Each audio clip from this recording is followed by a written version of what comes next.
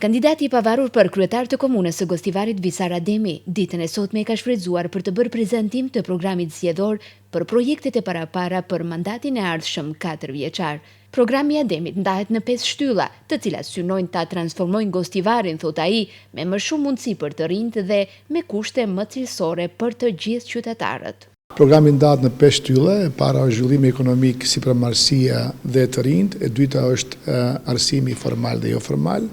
e treta është infrastruktura, planimetria dhe urbanizmi, e katra është administrata publike dhe digitalizimi, dhe e pesta është turizmi dhe trashëgimia kulturore. Këtë këto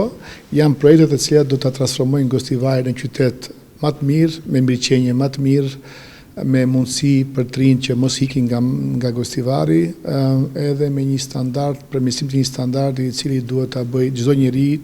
të paktën ta mendoj Gostivarin si alternativë. Por për t'i bërë gjitha këto, mas pa e një do t'a pastrojmë nga mbeturinat, nga qendrat e saktë dhe nga korrupsioni dhe administrata e tepërt. Ndërkohë, disa nga projektet më kapitale që ekipi i Visar Ademit zotohet t'i realizojë nëse ju besohet vota e qytetarëve janë një shesh tërësisht i transformuar me parkingje nëntoksore që do të shkarkojnë komunikacionin nga mbi ngarkesa, aquapark, fasada të reja dhe cilësore të objekteve kolektive që do t'i sillin freski qytetit në përgjithësi dhe të tjera. Sheshin e qytetit të kemi goxha të transformuar, do kthehet në një qendër inkluzive, e cila do jetë në shërbim të qytetarëve, të pleqjve, të rinjve, të cilat do e shikojnë si një hapësirë ose një kënd lojrash, ndërkohë që do kemi një lloj garazhe nëntoksore parkingu, i cili do mundohet që t'i futen veturat poshtë nën tokë, ndërkohë që mbi tokë duhet të ketë jetë, duhet të ketë gjallëri, duhet të ketë shpirt. E dyta do jetë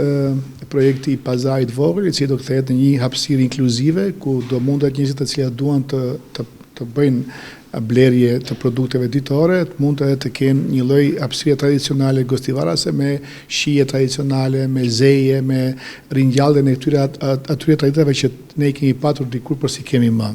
E treta do mundohemi aquaparkun e kemi përmendur veç e dini më që e kemi prezantuar si projekt, dhe e katërta hapësirat kolektive do duat t'i kthejnë në një ambient të bukur, ku njerëzit kur të futen në Gostivar ta shohin Gostivarin të transformuar në pamje, në dukje dhe në përmbajtje. Domethënë çfarë do bëjmë atje? Do mundohemi ose do t'i transformojmë të gjitha fasadat dhe ngjyrat edhe dritaret, edhe pastaj do fusim edhe parke organike mbi çati lart, ndërkohë që hapësirat e gjelbra do t'i transformojmë, do t'i kthejmë në hapësira lojrash ose hapësira të bukura që mundet të ketë pamje ajo që tani për të nuk mirë mbahet si duhet nga banorët, ndërkohë që në periudhën time do e bëjmë që këto lloj hapësirat gjelbrimit të duken edhe të bukura edhe të ketë jetë brenda. Të gjitha këto do t'i bëjmë në 4 mënyra. E para është me partneritet publiko-privat, do sektori privat do merr një koncesion për një kohë të caktuar për shfrytëzimin e hapësirave ose pasurive lokale, ndërkohë që qytetarët do t'i paguajnë nga pak derisa të shlyhet i gjithë borxhi. E dyta un kam aftësi ose kam rrjet të madh projekteve ndërkombëtare, dhe të gjitha këto që kanë të bëjnë me energjinë e ripërtishme, që kanë të bëjnë me panele solare, këtë këto do aplikohen në programe të ndryshme që të munden qytetarët e Gostivarit, posaçërisht institucionet publike, mos varen më nga pagat e mëdha të rrymës elektrike, por të shfrytëzojnë nga panelet solare, të cilat do të investohen fillimisht, pastaj do shfrytëzohen rishtazi nga institucionet. E treta, kryetari aktuale tha që vetëm Gostivar ka diku të 43% të personat të cilët paguajnë taksa, i bie që të penalizohet ai që paguan, ndërkohë që të lirohet nga përgjegjësia ai që s'paguan, edhe unë do mundohem që të arris horizontalisht